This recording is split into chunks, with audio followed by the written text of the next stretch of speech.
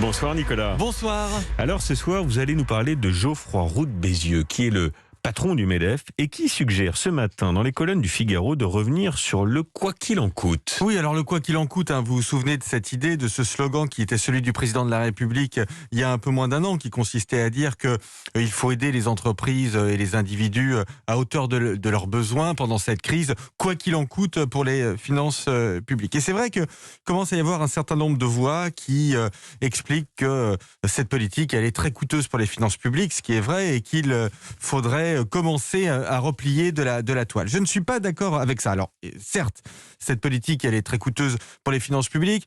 On est entré dans cette crise avec un endettement public qui représentait à peu près 100% de notre PIB. On va sortir avec un endettement public qui représentera 140% du PIB. C'est le coût d'une guerre à peu près. On a vu ça tout au long de l'histoire. Mais ce débat me semble très prématuré. Je rappelle que le Premier ministre devrait annoncer de nouvelles restrictions demain pour un certain nombre de territoires. Ces restrictions, elles seront forcément néfastes pour l'activité économique, en tout cas à court terme.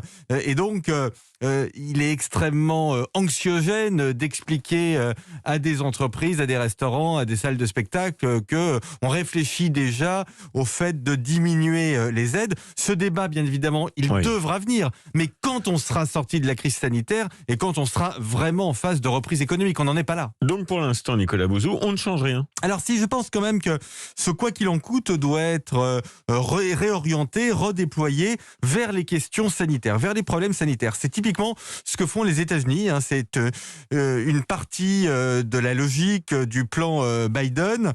L'idée, c'est de dire, à partir du moment où cette crise économique est une crise sanitaire, on va redéployer des moyens vers les moyens sanitaires de sortir de cette crise. Alors, c'est trois choses.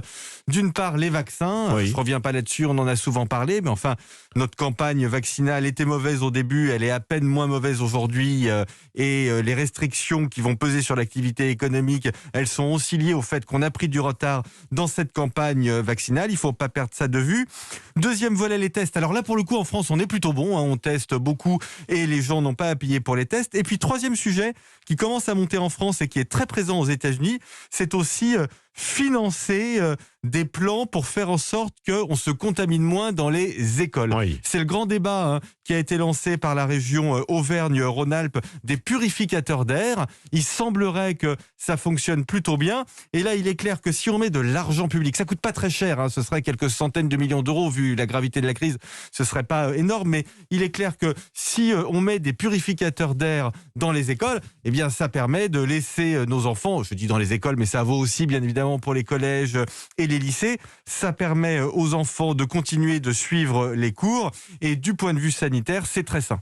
Bien, vive les purificateurs d'air, c'est donc le coup de cœur ce soir de Nicolas Bouzou. Voilà. C'est Laurent Wauquiez qui a lancé cette initiative, qui avait été un peu moquée d'ailleurs, et puis finalement il s'avère qu'il y a une grande étude qui a été menée, et il s'avère que c'est plutôt efficace. Absolument. Effectivement, si c'est une bonne pour idée, limiter les contaminations. Merci Nicolas. Merci.